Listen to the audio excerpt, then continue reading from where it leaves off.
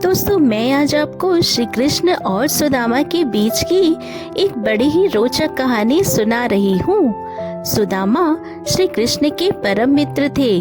दोनों एक साथ संदीपन ऋषि के आश्रम में पढ़ते थे।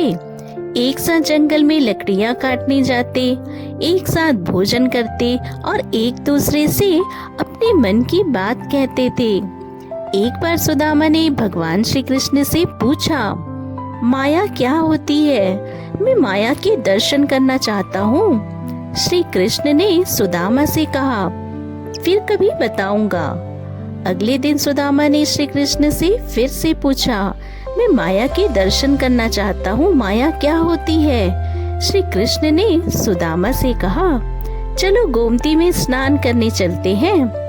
दोनों गोमती नदी के किनारे गए और अपने वस्त्र तट पर रखे और नहाने के लिए उतर गए। श्री कृष्ण ने 2 डुबकी लगाई और नहाकर वापस लौट आए और पीताम्बर पहनने लगे।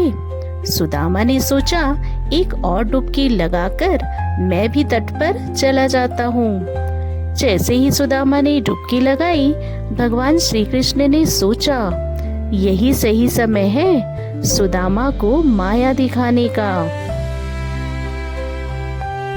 सुदामा ने अचानक देखा कि गोमती नदी में बाढ़ आ गई है और वो नदी में बहते जा रहे हैं। उन्हें समझ में नहीं आ रहा था कि वो क्या करें।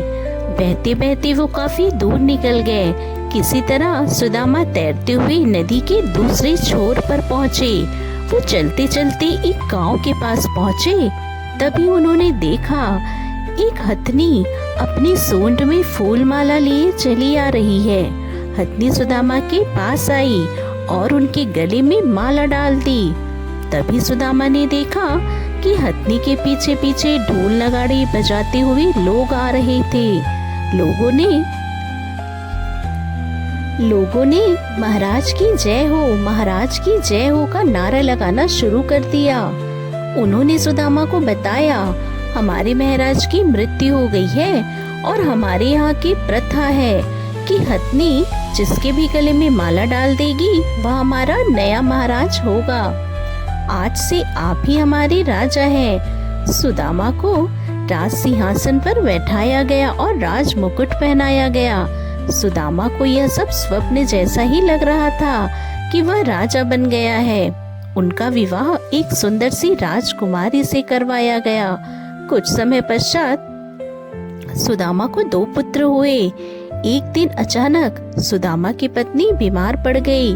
राज वैद्य से उनका उपचार करवाया गया, लेकिन तबीयत बिगड़ती गई और वह मर गई। सुदामा बहुत दुखी हो गया।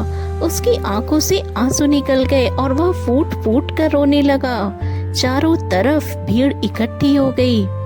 लोगों ने सुदामा को शांत कराया और कहा, आपको यह शोभा नहीं देता, आप हमारे राजा हैं। अगर आप ऐसा व्यवहार करेंगे तो प्रजा का क्या होगा?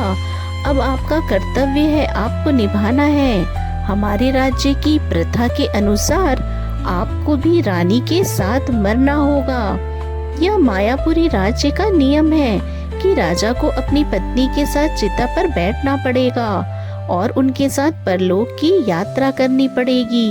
यह सुनते ही सुदामा चौंक गया। उसकी सांस रुक गई, हाथ पांव फूलने लगे। उसने कहा, यह कैसा नियम है? मैं मेरी पत्नी के साथ चिता पर क्यों चलूंगा? लोगों ने कहा, हमारे राज्य के नियम का पालन तो आपको करना ही पड़ेगा। सुदामा अब अपनी पत्नी की मौत को भूल चुका था। उसके आंसू बंद हो गए थे। अब उसे अपने जीवन की चिंता थी। उसने तर्क दिया, मैं तो मायापुरी का वासी हूँ ही नहीं, मुझ पर आपका कानून लागू नहीं होता, इसलिए मैं चिता पर क्यों चलूंगा? लोग नहीं माने। उन्होंने कहा, आप हमारी राजा हैं और आपको यहाँ का कानून तो मानना ही पड़ेगा, आपको मरना पड़ेगा।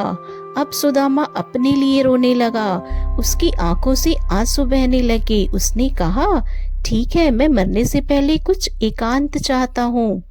सुदामा को हथियारधारी सैनिकों ने घेर लिया। पत्नी के साथ चिता में बैठने से पहले उसे नदी में नहलाने के लिए ले जाया गया। डर के मारे सुदामा कांप रहा था। उसने जल में एक डुबकी लगाई और जैसे ही उसका सिर पानी से बाहर निकला तो उसने देखा कि वहाँ पर सैनिक नहीं थे। नदी के किनारे पर पीताम्बर पहने कृष्ण खड़े थे।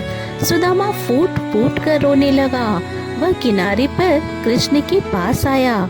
श्री कृष्ण ने सब कुछ जानते हुए भी सुदामा से प्रश्न किया, सुदामा तुम रो क्यों रहे हो? सुदामा ने कहा, जहाँ से आया वो सच है या तुम मेरे पास खड़े हो यह सच है। श्री कृष्ण हंसने लगे। तुम्हें अपने प्रश्न का उत्तर मिला या नहीं? सुदामा ने पूछा, कौन सा प्रश्न? श्री कृष्ण ने कहा, तुम माया के दर्शन करना चाहते थे ना? तुमने जो देखा अनुभव किया वह सब माया थी और तुम जो मुझे देख रहे हो वह सच है। मेरे अलावा जो कुछ भी है वह मेरी माया है। जो मुझ में सब देखता है, मेरा अनुभव करता है, उसे मेरी माया छूती नहीं है। माया मनुष्य को नचाती है, लेकिन जो भगवत भक्ति में लीन हो जाता है वह मोह और माया के चक्कर में नहीं फंसता। दोस्तों, आपको आज की कहानी कैसी लगी? आशा करती हूँ इस कहानी से आपको कुछ ज्ञान अवश्य प्राप्त हुआ होगा। ऐसी और भी कहानियाँ सुनने के लिए वीडियो को लाइक शेयर करना ना भूलें। धन्यवाद।